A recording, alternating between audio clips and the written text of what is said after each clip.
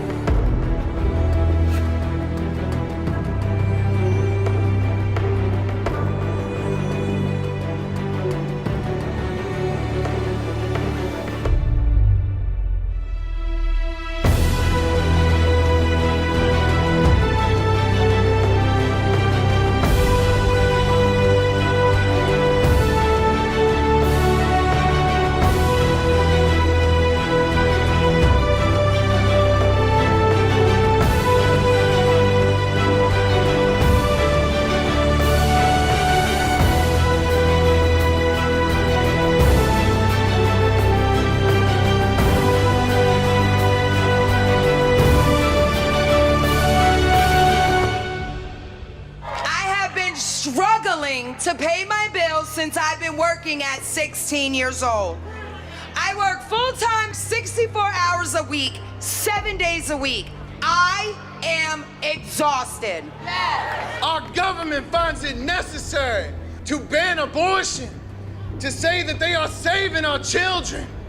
But more children die as a result of poverty in this country. We should not be cornered and forced to choose one necessity over another. This is the consequences that we face. So what our people say is that we are fighting the oldest evil. No matter how you call the holy, all of our sacred texts compel us to create a world in which there is enough for us all. In the face of a distorted moral narrative of religious nationalism, we declare that silence is betrayal. We gather on these streets in the spirit of the prophet Amos, who declared, hate evil and love good and establish justice. We heed the charge from the Holy Quran. Ya ayyuhalladhina amanu kunu qawwamina bil qist. O you who have believed, be persistent, standing firm in justice, witnesses for God. Hope comes from the bottom, from those most directly impacted by the profound evils of America. Our votes are not a show of support. They are a demand. We will raise our cry and we will call for change because nothing less would be a betrayal of our sacred commitment. We are here. We are the poor and dispossessed, and we are here. Until children are protected, sick folk are healed, low-wage workers are paid, immigrants are treated fairly, affordable houses are provided, until saving the world and diplomacy and living in peace is more important than blowing up the world. We won't be silent anymore. If we've got to march, we'll march. If we've got to engage in nonviolent direct action, we'll engage. If we have to ask workers to make election day a labor strike day, we'll do it. But until then, we won't be silent or unseen or unheard anymore.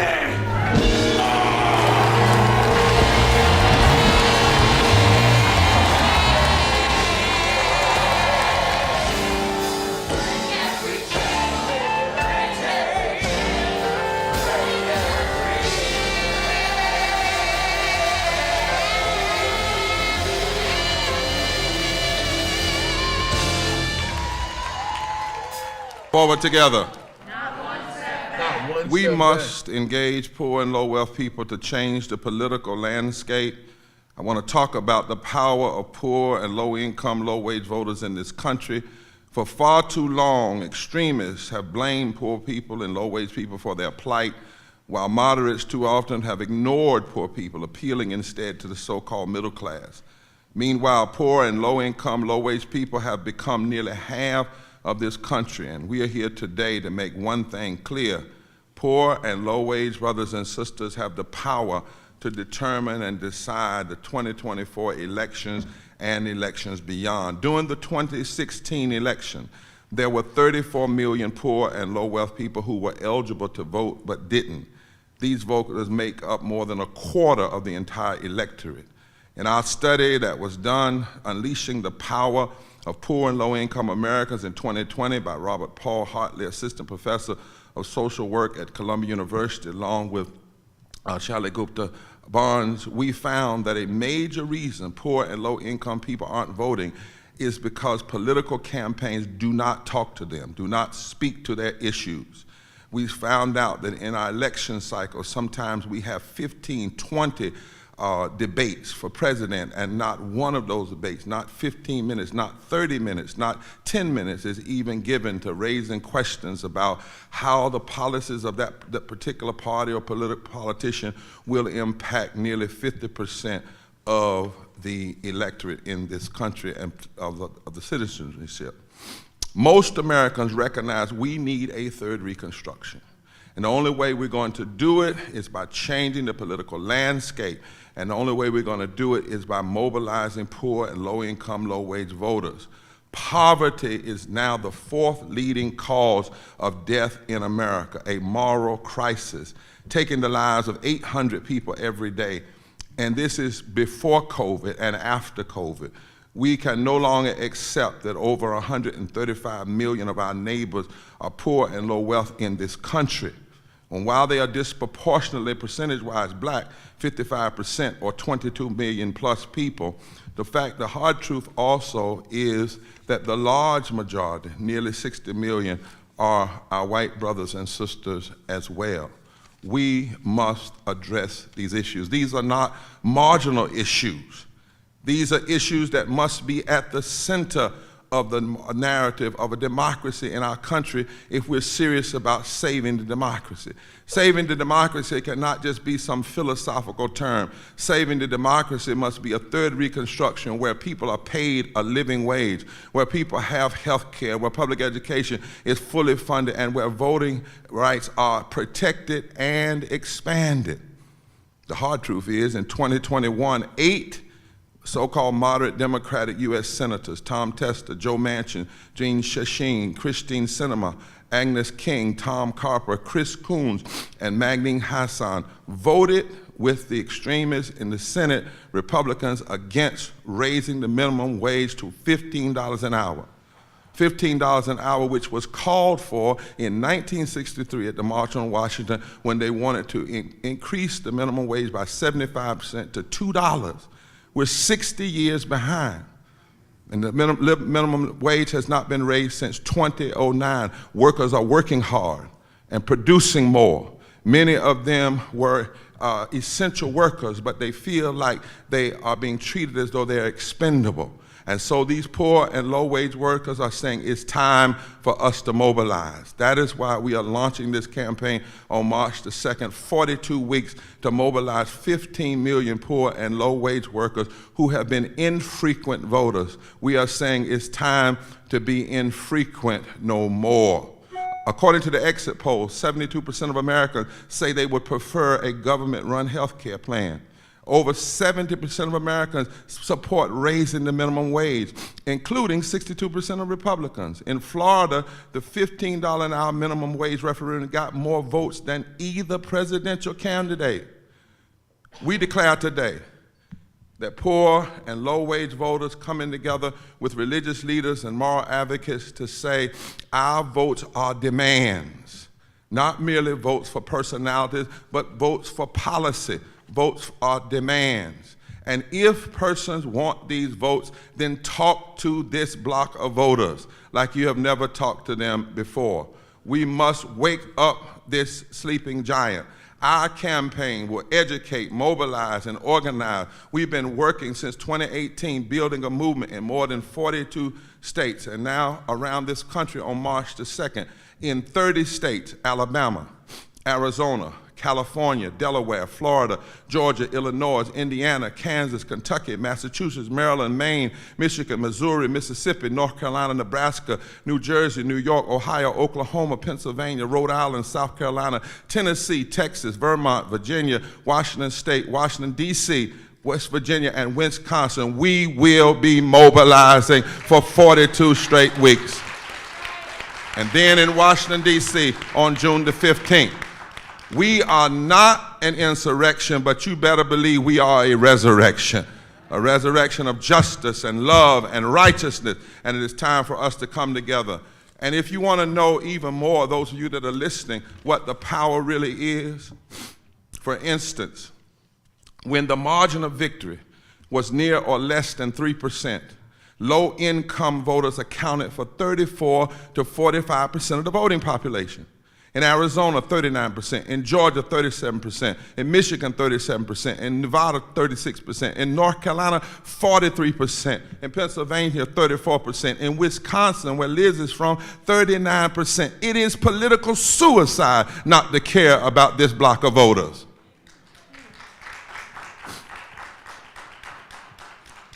When you look at the fact that across this country, poor and low-wealth voters, there's not a state where low-income, low-wage, poor and low-wealth voters do not make up at least 20% of the electorate. Finally, hear these numbers. In Michigan, in 2016, the margin of victory in the presidential election was 10,000 votes. In 2016, 980,000 poor and low-wage eligible voters did not vote. It would only take 1.1% of that percentage of low-wage voters, non-voters, to overcome that margin of victory in 2016. In North Carolina, the margin of victory for presidents was 170,000 votes. In 2016, 920,000 poor and low-wage eligible voters did not vote. It would only take 18.9% of low-income, low-wage non-voters to match or succeed the margin of voters in that state. We have power. We've got to use it, and the time is now to build the third Reconstruction and be a resurrection of power in this moment. There is no turning back. March the 2nd, we mobilize for 42 straight weeks to shift the political electorate in this country.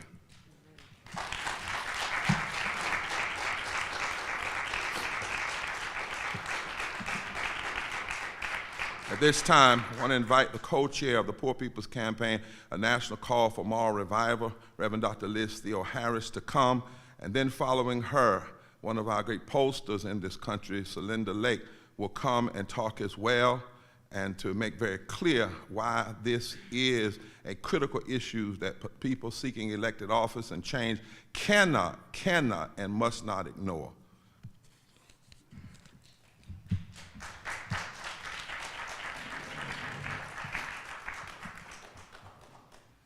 We know from the experience of leaders in this Poor People's Campaign, a national call for more revival, that economic justice and saving this democracy are deeply connected. In this rich nation that has the wherewithal to end poverty tomorrow, where there's the political will, we must not overlook the voices and votes of poor and low-income people. And as we have said and will continue to say, we are mobilizing and organizing, registering and educating people for a movement that votes for health care and debt cancellation, votes for living wages and strong anti-poverty programs, votes for fair taxes and the demilitarization of our communities and world, votes for immigrant rights, and more. Since the last presidential election, there have been at least 1,000 voter suppression bills introduced across this country. This attack on our democracy and on our voting rights impacts poor and low-income people the most, both in whose votes are most suppressed and in what happens when extremists get into office and pass policies that hurt the poor and vulnerable the most. I know this connection between the attack on our democracy and poverty from my home state in Wisconsin, a battleground state in this election, home to 1.9 million poor and low-income eligible voters, or as we heard, 39% of the electorate. But between 2020 and 2023, Wisconsin lawmakers have introduced 46 voter restrictive bills. And at that same time, 1.1 million children received the expanded child tax credit, 320,000 low-wage workers received an earned income tax credit, but since these pandemic programs have expired, poverty is on the rise. And it doesn't have to be this way. Or in Pennsylvania, where I personally experienced homelessness and got involved in organizing, where Pennsylvania is home to 3.3 million poor and low-income eligible voters, who are 30% of the electorate. Where between 2020 and 2023, Pennsylvania state lawmakers introduced 41 voter restrictive bills, and now 679,500 people, almost 700,000 people, are expected to have lost Medicaid by next month due to the end of these pandemic policies. If we are going to be serious about addressing the problems of low wages, the lack of healthcare, inadequate housing, attacks on education, and more in this impoverished democracy, we as a nation must listen to the demands of the poor who are dying from policy violence, who are calling for the expansion of voting rights, not the suppression of our votes and our voices, and who are pushing and will continue to push political candidates and elected leaders to lift from the bottom so that everybody can rise. People are dying, but we know it doesn't have to be this way. And so we are calling on everyone to join us in this Poor People's Campaign, a national call for more revival, and join us in these 42 weeks of mobilizing and organizing, because we're going to get it done.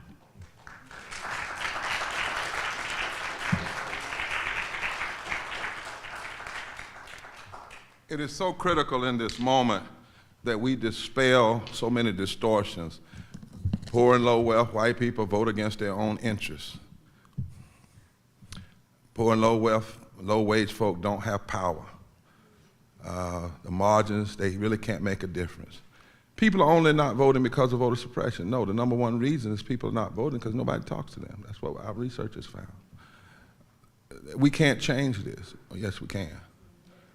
One jobs report means you should just be quiet because everything is getting better. A job report is a snapshot in time. It is not talking about the systemic change that must take place.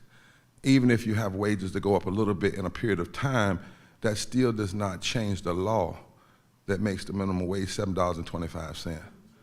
And for people who are in the restaurant industry, $2.13 plus tips. It does not change the fact that folk are dying at 800 people a day from poverty. 350,000 people died during COVID from the lack of health care. Now, as the Linda comes, it is important that you know when we march on these state capitals, why are we marching on state capitals? Because that's where so much of the current day political insurrection is going on, in state capitals. And when we march on these state capitals, each of these marches will also include meeting with both sides of the aisle, taking our demands and policies to every politician inside of those state assemblies, and demanding those state assemblies to do what they can do. State assemblies have something to say when it comes to voting rights in that state, when it comes to living wages in that state, when it comes to funding public education in that state, when it comes to health care in that state. And so our issues on the fly are very specific to what state assemblies can do. Now, when we come in June 15th to the Congress, we'll be focused on what the Congress can do. But we're focused now on what state assemblies can do. And in a little bit, I'm going to introduce you who's going to be our co-chair for strategy and mobilization for June 15th. But right now, we want to focus. So Lynn, we talked the other day, and you said this is right. As a major pollster who does this work all the time, come and talk to the American people and our constituencies about why this group, this powerful block of voters, over 80+ million people now, cannot, must not, should not be ignored.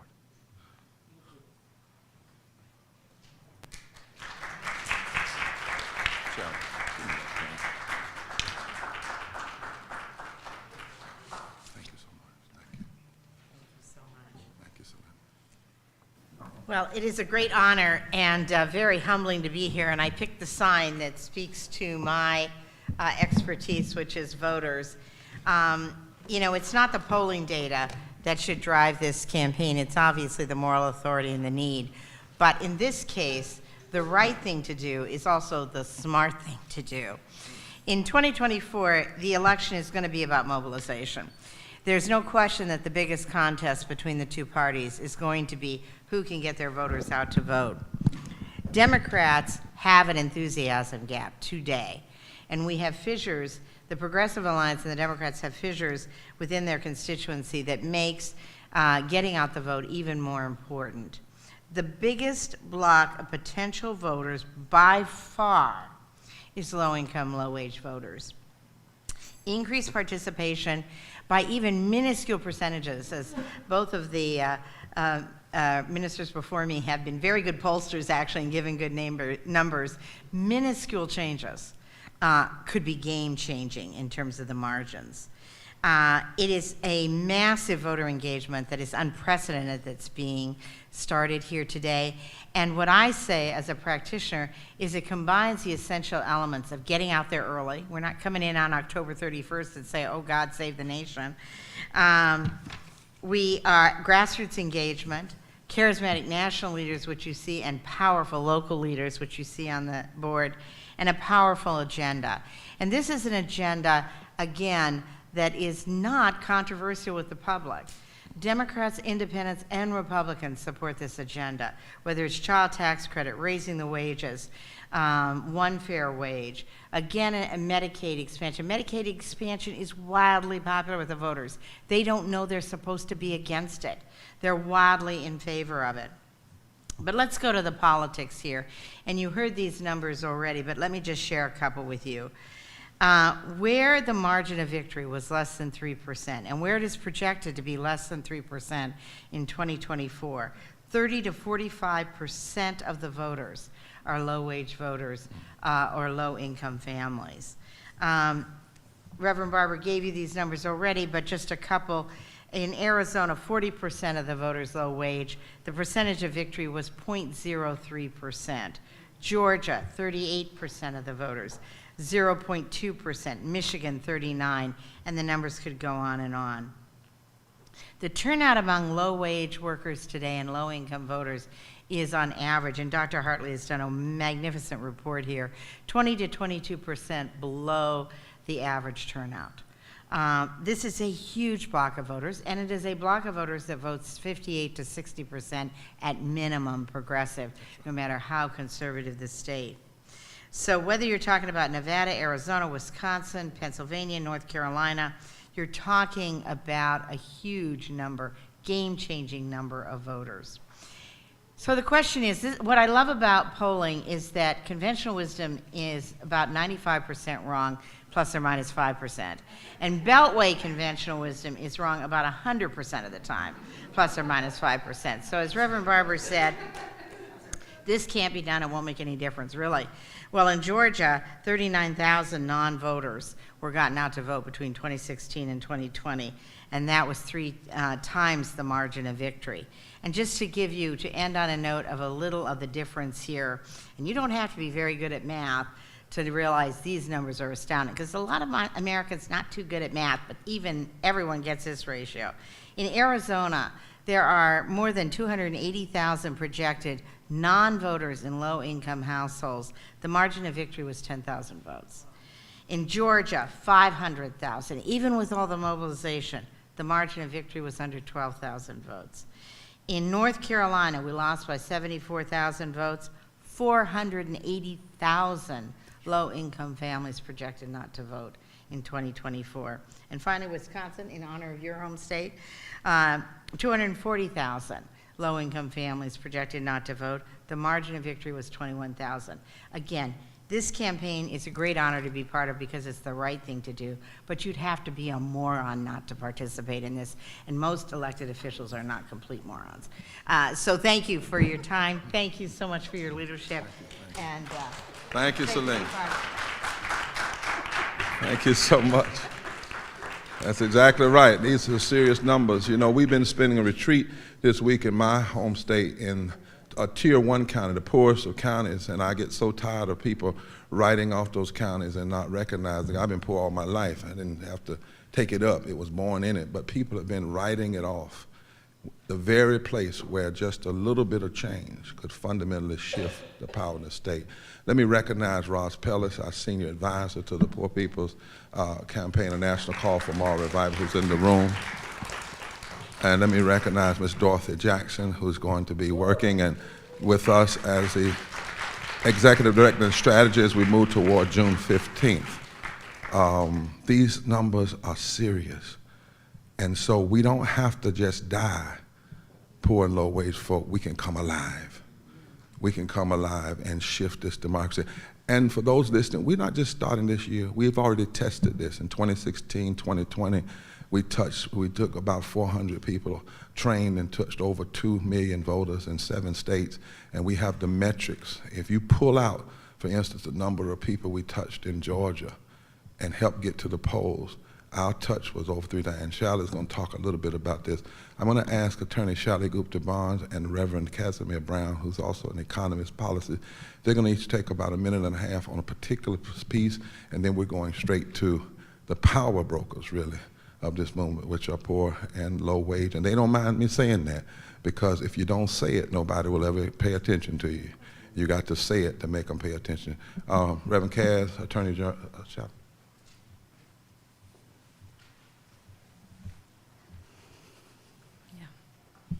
Good morning. So I wanted to share a few more numbers about Georgia, which we've heard already, as an example of the kind of power, again, that poor and low-income voters have unleashed and will continue to build and unleash towards 2024, towards the elections this year. There are about 2.4 million poor and low-income voters in Georgia. And in 2020, just half of them, a little bit more than half, cast their votes. And they still accounted for nearly 1/4 of all the votes cast in that election. Okay, that's a huge segment of the vote share, and it was still just half, it was just half of that block of voters. And yet most voting drives don't pay any attention to poor and low-income voters because the conventional wisdom, which is not very wise, is that poor and low-income people don't care about politics, elections, or voting, which just isn't true. So in 2020, the Poor People's Campaign, a national call for moral revival, deliberately targeted this segment of voters in several states. And in Georgia, as we've heard, our outreach helped bring 39,000 of those eligible non-voters who hadn't participated in 2016 but chose to participate in 2020. They brought them, our reach was part of the effort that brought them into the voting electorate. And that was three times greater than the margin of victory in that state. And we went back in 2020, reaching out to every low-income voter in Georgia, who we know, we've seen it in 2020, we saw it in 2022, we will see it again in 2024, not only in Georgia, but across the country, that these voters can be organized to take action together around an agenda that speaks to their needs. And that agenda, as we've heard, not only must be pro-poor, that it has to confront systemic poverty, it has to confront systemic racism, it has to confront ecological devastation, it has to confront the denial of health care and programs that are life-saving, it has to confront rampant militarism and a war economy, all of which harm the poor first and worst.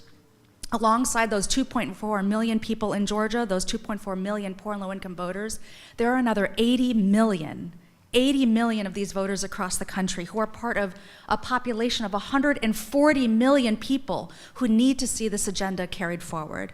It is time our political system started taking these voters and these people seriously. Amen.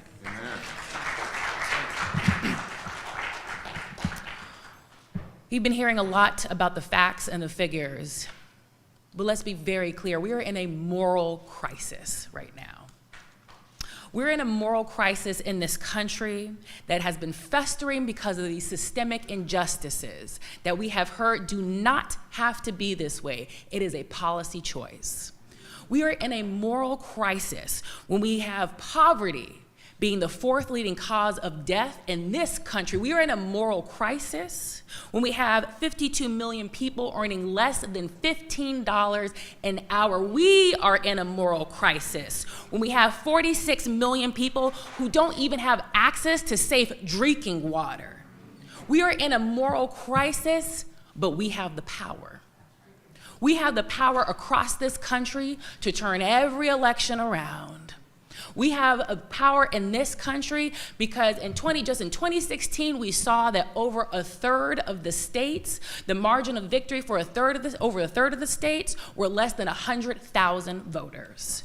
We have the power, and we're going to show them our power, not just on March 2nd, on June 15th, and definitely at the polls. We have the power, and we're going to be making it known that these elections, they're going to be one step, but we know that it's the first step on a long road to change every single one of those policies so all can move forward together. One step back.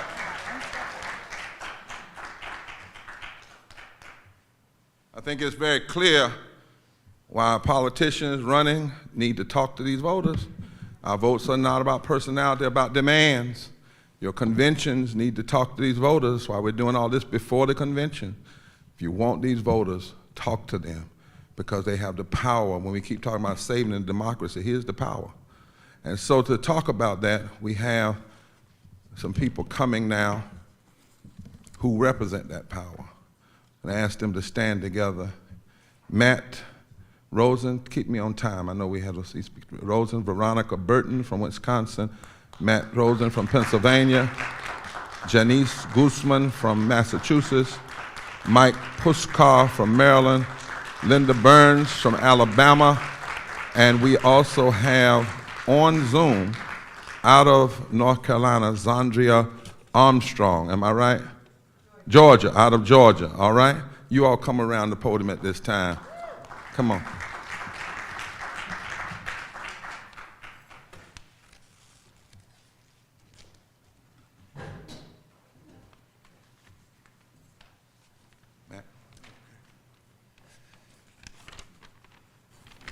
Hey everyone, my name is Matthew Rosen. I'm from Lancaster, Pennsylvania. I am part of the Poor People's Campaign, and I'm currently on SSI. And this all started because of mental health issues. I was denied treatment for years. I was looked at as a criminal and not as someone with healthcare needs. It took 20 years of not fitting into this society to receive the mental health care that I needed. I'm a convicted felon. I served 9 years altogether in prison. I was told by correctional officers that I was not allowed to vote. I assumed they were right. I never looked into it. I was 40 years old when my wife finally told me that I actually did have the right to vote. I'm tired of companies and billionaires buying these politicians and driving workers deeper into poverty and debt. The daily toll of thankless minimum wage retail jobs and backbreaking construction jobs that I have worked. Meanwhile, in Pennsylvania, there are 19 billionaires that have a $92 billion altogether. And under our flat tax, they say they pay the same taxes that I do. Right now, because of my criminal record and the amount of money we have to fork out for a car that still won't run, my wife and I are struggling to find a place to call home. We are currently living in a house with a friend. We just want something simple. We just want a roof over our head. That's right. The basic right to human housing. There are many like us, like my wife, crying out in the wilderness. We must come across all lines of division and make the demand to put people first. People over profits and gain, life over death, and that our voices be heard by our state representatives to do the jobs that they were elected to do. And I heard that you're gonna be mobilized. Oh yeah. Oh yeah. Oh yeah. All right. Oh yeah. I heard. You all come on over together and stand around together. Come on. That's right. So you're at there you go. Hello everyone, my name is Linda Burns and I'm from Birmingham, Alabama. I've been on this road a long time. I am one in 1.9 million Americans living in or emergency away from property. For 3 years, I worked the assembly line at Amazon in Bessemer, Alabama. That's right. The work was grueling.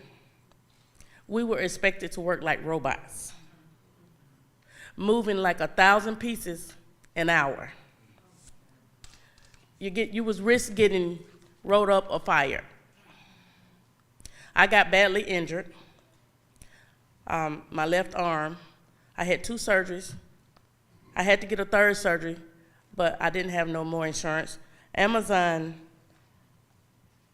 they cut my insurance off a year after. They let me go last month in October. During COVID. I was there from the beginning, from 2020 up until last year in October. I couldn't afford to get the necessary 3rd injury because no insurance. They cut my hours. I was only making $180 a week. $180 a week. I couldn't afford to take my kids out for a decent meal. It was very heartbreaking. Amazon let me go because I was helping organize the union. We didn't get the union in Alabama, but I'm going to do everything in my power. I'm going to stand in solidarity. That's right. Organizing the union showed me how many people were in the same situation I was. Not just in Alabama, but all over the world. That's right. The minimum wage in Alabama is at an all-time low of $7.25. Now I work 16 hours a day, 6 days a week as a caregiver. I work too hard to have nothing. 47% of the voters are poor or low wage. Getting that vote in is very important. That's right. We cannot settle for less. We got to stand up for our right. We are forward together, not one step back. And I heard you're going to be organized. I am, yes. We were proud to stand with you in that fight in Yes. Bessemer. They And we're fought going to with win. me. We're going to win. We're going to win. All right. Thank you so much. Come on over, y'all. Come on over. In the state of Maryland, between 2018 and 2020, there were 2.2 million poor and low-income people. My name is Michael Puskar, and I count myself amongst those low-income mothers and fathers, brothers and sisters, sons and daughters. While I am extremely grateful for the job I have and the benefits it provides, I am only just able to get by. I have health issues that require me to purchase more expensive specialty foods, and of course there are medical bills. In the richest nation ever, there's no reason that anyone should not be able to afford to live comfortably and not have to worry about the next emergency that could break us. That's right. I am fortunate I have a residence provided to me, but after essentially 17 years, I am still not earning enough to afford housing on my own, especially given that I live in Montgomery County, which has a high cost of living. I am single with no children, but I want to have children, and doing so at my current income doesn't feel possible. My heart goes out to the families with children that are struggling, because there are many. I have been with the Maryland Poor People's Campaign for 5 years, and I am now a tri-chair. I believe in this movement because no one should earn less than necessary, and no child should suffer in Montgomery County or Baltimore or Annapolis or the Eastern Shore. We won't be silent anymore. We won't be muted anymore. Forward together. Not one step back. Love to everyone. Mike, yes. I heard you're going to be organized. Most definitely. All right, all right.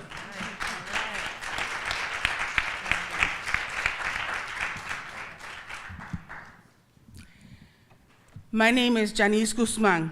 I live in Worcester, Massachusetts. I am one of the 1 million poor and low-income eligible voters in my state. Yes, 1 million. I work for MassHealth as a personal care attendant, PCA. I take care of people with disability and who are sick and who need help with their daily activities. But I do not have health insurance myself. I have been called an essential worker. And during the worst of the pandemic in Massachusetts, there are 165,600 without health insurance. Again, 165,600 without health insurance. I am an essential worker, living paycheck to paycheck, and I have to make decisions every day. Do I put gas in my car? Or do I pay my bills? Or do I put food on my table? I am a proud member union of the 1199 SEIU. That's right. And we have been organizing and won a pathway towards 25 an hour with 3-year contract with the state of Massachusetts. Governor Healy says she supports PCAs, but in her new state budget, she is cutting PCAs who work fewer than 10 hours. That means my brothers and sisters who do less 10 hours will be having no job. And those people who need care won't have anybody. This is why I am organizing with the Massachusetts Poor People's Campaign. We have got to get our power as people. We're taking back the mic, raising our voices, and registering our voters as the man. Forward together. Not one step. As you can see, as y'all have your seats, as you can see from all around the country, and this is just a few, we've got 32 states online right now. They're there. Have a seat, y'all. Have a seat. Have a seat, everybody. They're there online all over the country. And now we've got someone from Georgia. Come on in, if she's online. Give Liz her seat. Hi. How are you, Reverend Barbara? How are you doing? Hey. Hey. Hey, y'all. My name is Dan. I'm coming from the state of Georgia. My name is Xandria Armstrong, and I'm a 38-year-old single mom of 2. I have actually been homeless up until 2 years ago with my children. Recently, I have been doing a part-time work and thankfully having a connection with a friend to even get me into that job. I've been applying and applying and applying to have a better job, regardless of going to college, regardless of doing everything the right way. You know, that promise from the counselor that said that even if you go to college for 4 years, I could at least, look to have a middle class wage. And unfortunately, that was not the case for me. It has been 15 years since they have raised the minimum wage taxes. The other day, a few of our friends, mom friends groups, were at the park and we were talking about finances, of course. And one of the moms said $7.15 an hour. You have to really understand that's really $4.15 an hour, because after they take the taxes, that is what we really have to deal with. It's going straight to childcare, it's going straight to bills, and without financial help from EBT, without financial help from, I'm on Section 8, I'm not quite sure where I would be. So it's time to raise our voices. It's time for us to get out and vote, because this needs to change. Mothers, single mothers, most importantly, are exhausted. We're exhausted and we're a little bit embarrassed to have to always ask for help when we want to work and we want to provide for our children. So I say— We hear you down there in Georgia. So you're going to be mobilizing, right? Am mobilizing currently, yes. That's right, exactly. that's right. Already at it. Thank you so much, sister. Veronica, come on up from Wisconsin.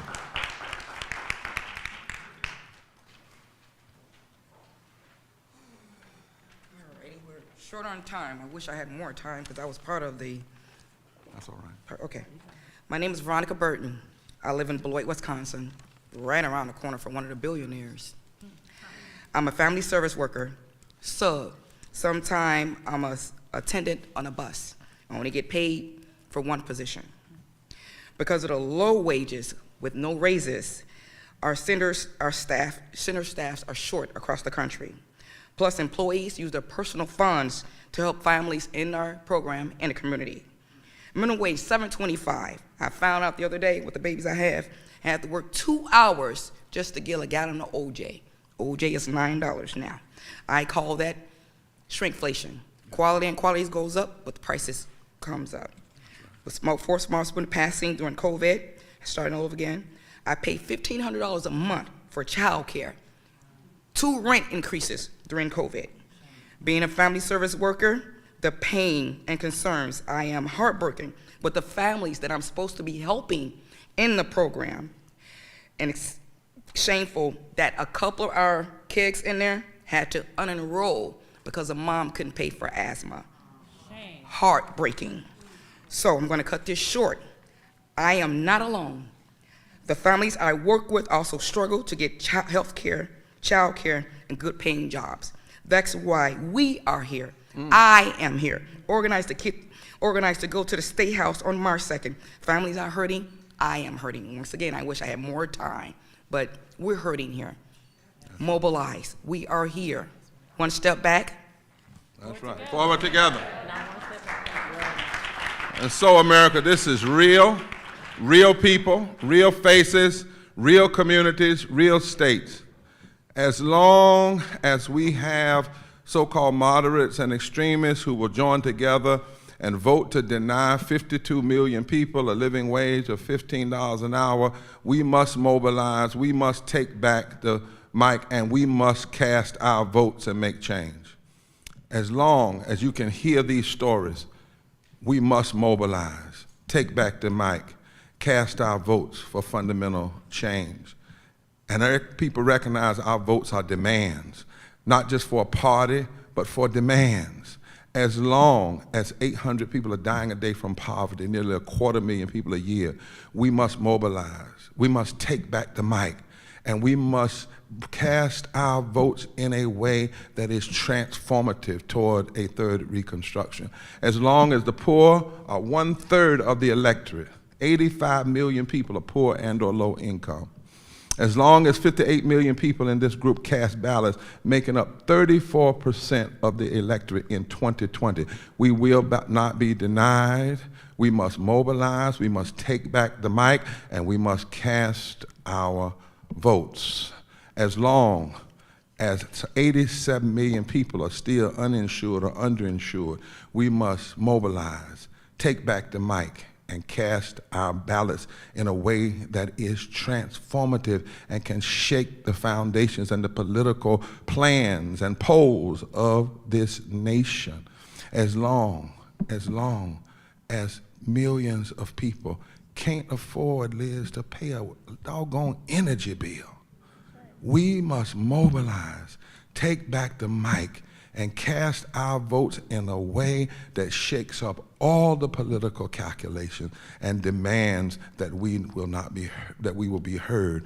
We must say to politicians, if you want these votes, start talking to the people and telling them what you're going to do, not in the first 100 days of a new administration, but the first 50 days.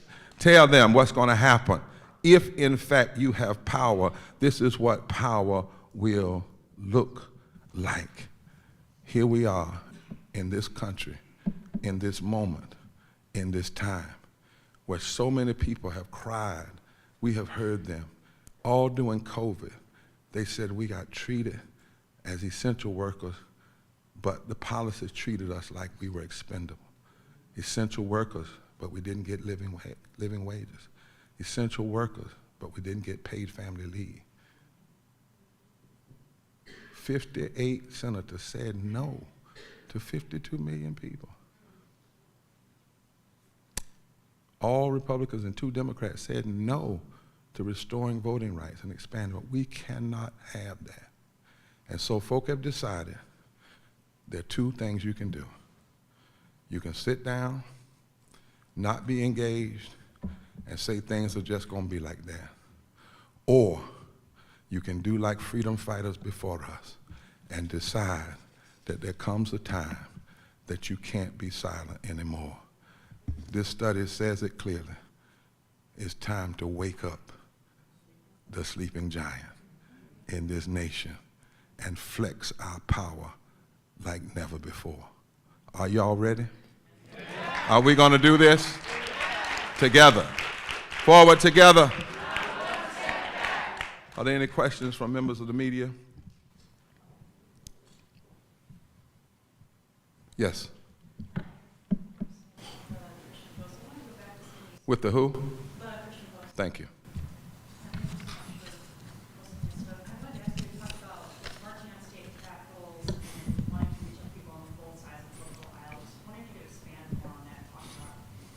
Yeah.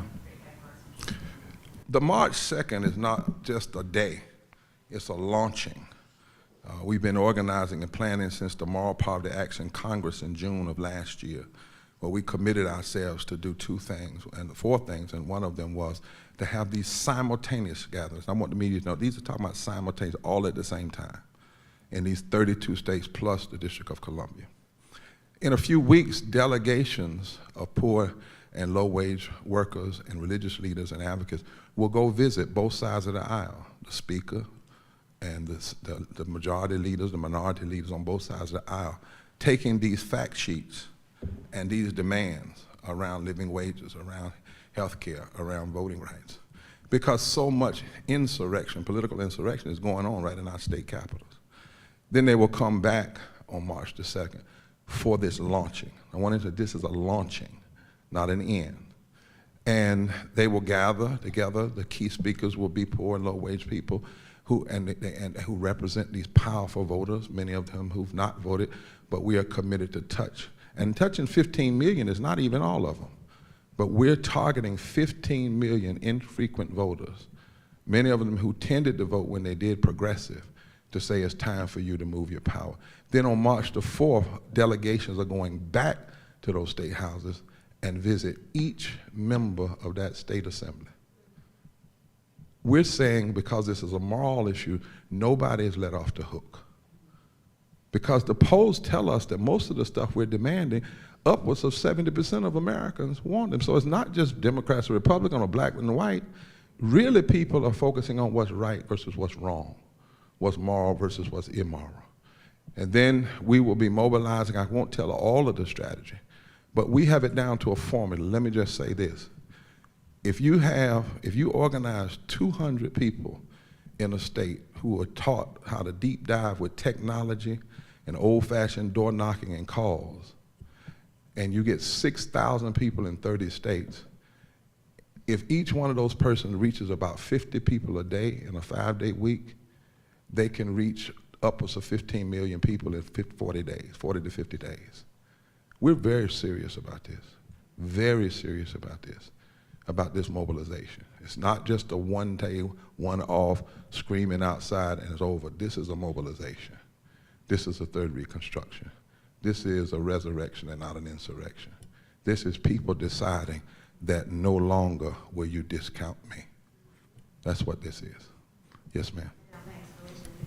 You talk about how you're working with religious leaders and low-income and poor people. Can you give an example of how that will be different for dealing with this enthusiasm gap that people talk about in the 2024?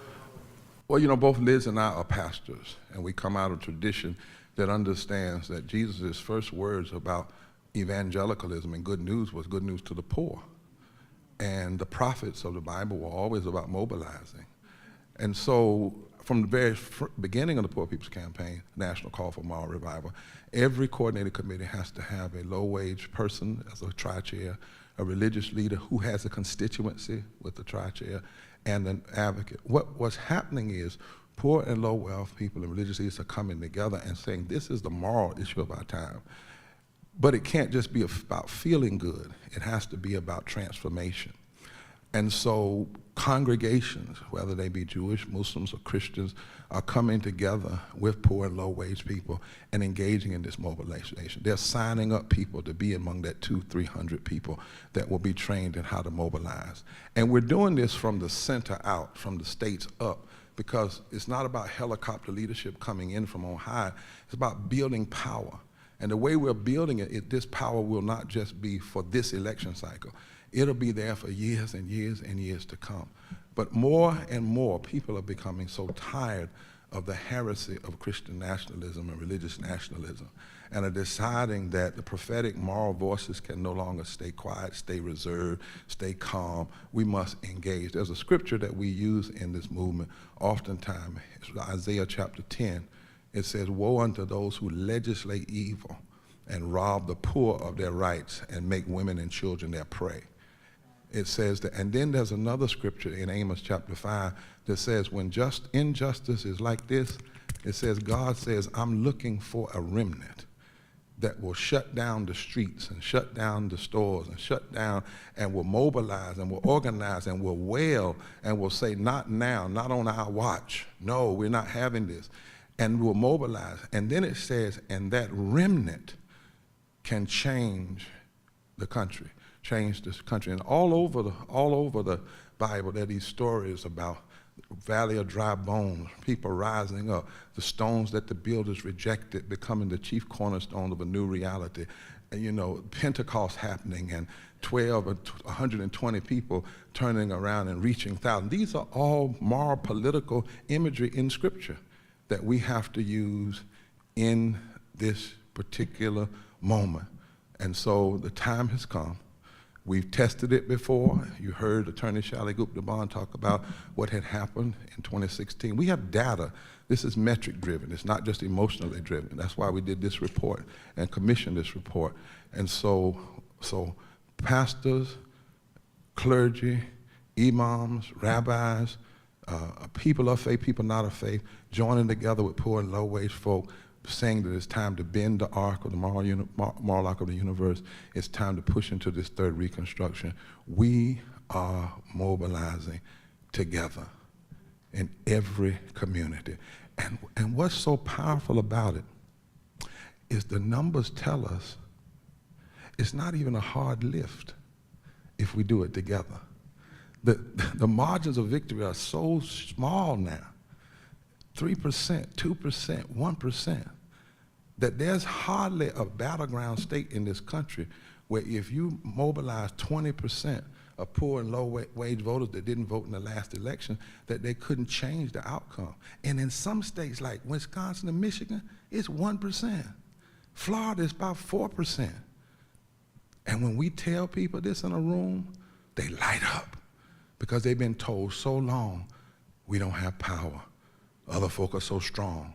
What we're finding out is a lot of people are not so strong, but that we've not flexed our strength, and it's time now to do it. Thank you so much, all of you who have come. Blessings to all of you. Thank you, C-SPAN, for being here, and we'll see you on the front line. Forward together. Forward together. Forward together. Not one step back. Not one step back. Who's that? Not one step back. Yeah, we did. We acknowledge all the folk. Y'all heard me when I said there are 31 people up there from all of the states. That's why they're there. They're on no such span. They're hollering back. All our tri-chairs from all around. There they are. One step back. Say it. All right. See you all on the front line. Not one step on the front line. That's right. Not one step back. Somebody said it. Front line. We won't be silent anymore.